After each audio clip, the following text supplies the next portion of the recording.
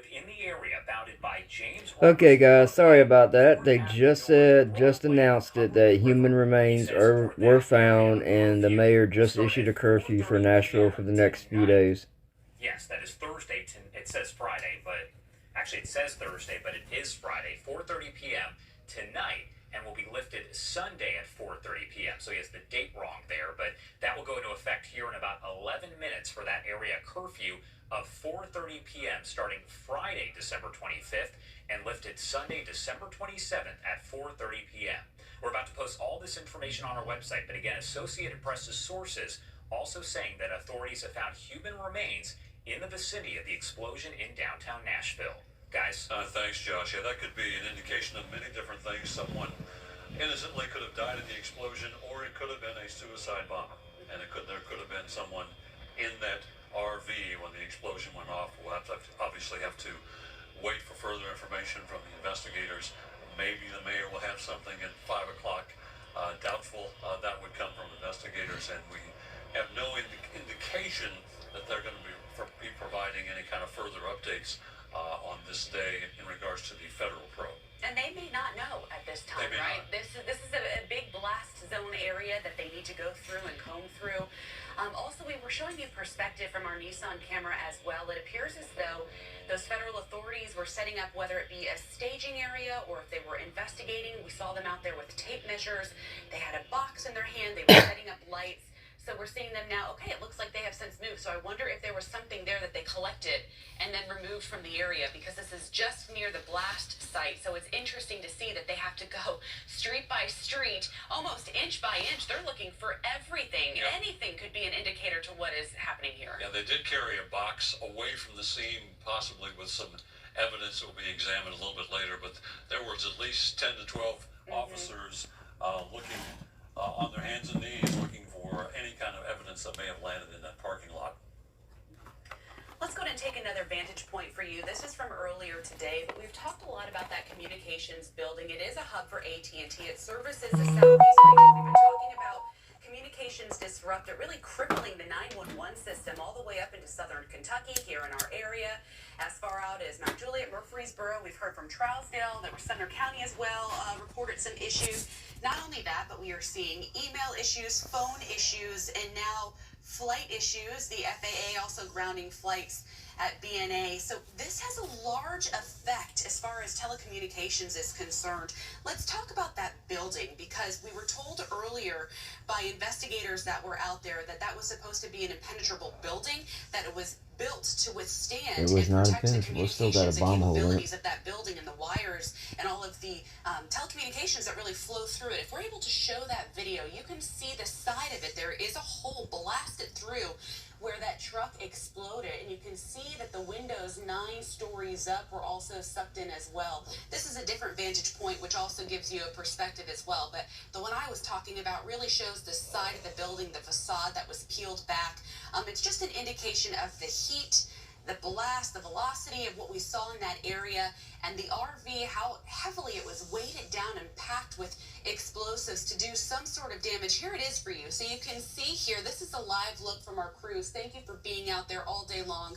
You can see here the side of the building, the blast, how it is torn through, and as you pan up, you can see some of the shrapnel that then went through the metal, but it's really an unidentifiable building. I don't know that many people would know what this building was unless you know what this building is. Other than it being red, it doesn't stand out for much. So that indicates to me that someone was familiar maybe with why they were parking right there. It's connected with the AT&T building. Yeah, the big question now is going to be the Associated Press's reports of human remains being found in the vicinity. If that is identifiable, how long that will take. Is this the person who was in the van? We don't know, but that's the next big step. That and identifying the van and trying to find out where it came from, how long it was in the area, who owned it, who rented it, was it stolen? All those questions about the two big pieces that have now come to light: possibility of a victim or someone in the vicinity who died, and the description and the location of where this van came from.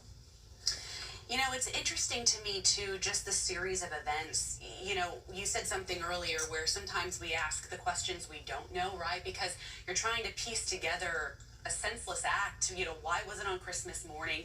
Why was it at a time when there wasn't many people out? Was the intent not to Okay, do guys, if harm y'all to are human just life? Was joining, the I see intent I to got cripple 2 people communications for the joined. area? They You know, just these are all confirmed answers that human we'll remains get were sooner rather found. than later. But I can't They help do but think not know about if it the was poor men and the women, those business bomber or owners if that it have was an already been put innocent out victim. because of COVID 2020 or They're COVID supposed to have 19 an during 2020 update through this at area that have had 5 so much p.m. loss of Central. revenue that now have to deal with trying to get their businesses back on track again.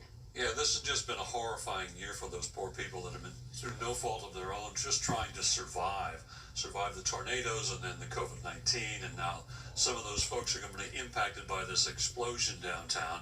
Just another load for them to try to bear as they try to survive this really difficult year for the entertainment and in the hospitality industry here in Nashville. They fought hard, but they haven't been given a lot of help, and they're really doing the best they can.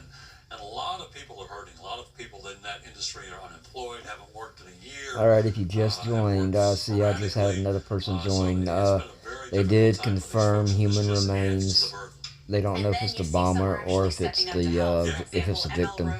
Already saying that they are going to be feeding those that are displaced. So if you are in the area, you know someone in the area that needs just a warm meal on this Christmas because they have been displaced because of this explosion, ML Rose is feeding you.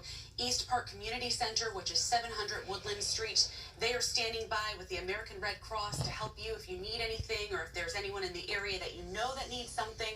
Please pass them along. And of course, we want to urge you at home, if you have any video or pictures, we would love to see them. Give us permission to use them. We'll put them on screen. But also, more importantly, send them to the FBI. 1-800-CALL-FBI. They want any tip. They are working to solve this and said they need your help to piece it all together. Yeah, we keep getting more outages reported. Franklin County has got outages now. We're hearing Dixon County has got outages. And this is the 911 system? All 911 assistance is out. So it's I don't know if it's statewide, but it's a big series of outages at police departments, 911 centers, internet service, television service throughout Middle Tennessee, up into Kentucky. So this explosion has disrupted communications quite a bit. And one of the views that was a live picture from us, one of our camera crews down there that showed the side of the building, we saw what looked like fire crews putting out the fire, but I think now I'm looking, it was like a busted pipe. Well, from another camera view, this is now from my Owen's camera picture, you can see that they just, it looks like finally capped off the water through the area. Yep, so we had that water spraying to the left of the red building since this morning, and so it looks like maybe they have now got that pipe at least fixed, because you can see from the scene of the blast, those crews finally went away. A lot of ice left over as we had those cold temperatures. There you go, though. We had the whole crew there, so it looks like they're making some progress as they go into the evening. At least maybe the water main that was affected there has since been repaired. I know Bob's getting a closer look, but they're assessing all of the ice there that's hanging on the branches. Right beyond the cop car to the right, we have people standing on the scene as well. This is right in the blast area. What are you looking at, Bob? I see you getting close. Well, they're putting on their protective gear, and I'm so again speculating, just looking at this picture, wondering if this is where possible human remains are being looked at by these investigators. They came to the area, put on masks and gloves. They're concentrating in an area. You can see the wrecked car. What's left of this debris. This is where the blast happened. Right there is where the explosion happened, and suddenly it's the focal point of 5, 6, 7. I see 7 people standing over there, gloves on, masks on, kind of leaning down into the debris, pointing behind them. Something important is going on in that location. Yeah, you're right. We have a better vantage point here in the studio. We have it blown up on a major jumbotron so that we could zoom in and see a little bit more with what's activity going on by where that explosion happened here. Since we've been following this story for you at 6:30 this morning, we got a rush of information, and then there's been a little bit of a lull. Hopefully at 5 o'clock we'll be able to bring you some new updated information as well as we continue to watch these investigators work tirelessly throughout this Christmas day. Yeah, the latest information coming from the mayor's office, he's going to implement a curfew at 4:30 for an area around the blast zone for the next several days. This is so investigators aren't interrupted. It's not the entire city. It's just a portion of the area around 2nd Avenue, James Robertson to the riverfront, the area where the investigators are in the blast area. It takes effect in a couple of minutes. So folks who live in the area who maybe need to get in, So we can't go downtown now. Understand that they may They be got a a curfew. question as to why they're out if they haven't heard yet that this is being implemented. And you'll notice too, the West Loop as I was coming in and I checked traffic.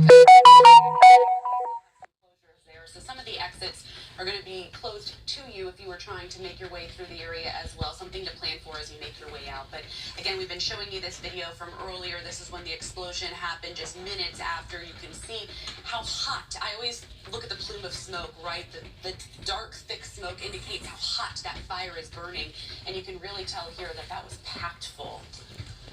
Yeah, you can just look Here's at my these little pictures baby and guys. see If that y'all scene interested and in like understand cats, what they were dealing that's with. one of them. I got After the another one initial knocking on my door. concussion, the result of the explosion, causing these massive fires, firefighters on the scene not knowing if gas lines are bursting, if there's going to be more explosions, is there anything else? Okay, for the one that just joined, they have confirmed human remains have been found. They don't know if it's the victim or the bomber. The area around the explosion on 2nd Avenue, that's roughly also, not totally, but roughly the area of the curfew going to be implemented beginning right now at 4:30. Let's, for those folks joining us, there may be some Christmas dinners that are on and people are There we go. I ended it. updated on what's going on. Let's go and reset. This is where it all began, 5:30 in the morning. Chuck.